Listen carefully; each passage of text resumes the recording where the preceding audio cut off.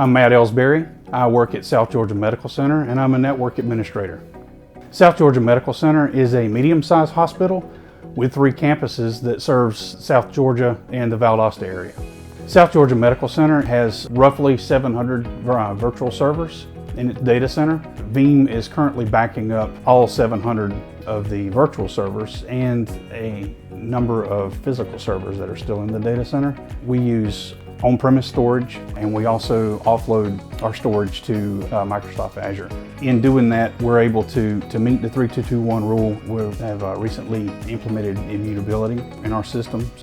We did not realize that our Microsoft 365 data was not being backed up. We were under the assumption that the data was protected by whatever that Microsoft offered.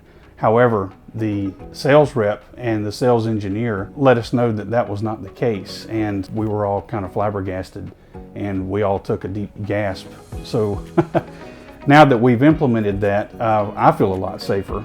Veeam also offers tools for us in Office 365. For instance, the ability not to have to flag every account for litigation hold, because that eats up a license for 365. Veeam has been able to save us money in 365 by not having to put litigation holds, not necessarily for litigation, but for the purpose of retaining the data after the user may be either dismissed or whatever the case may be.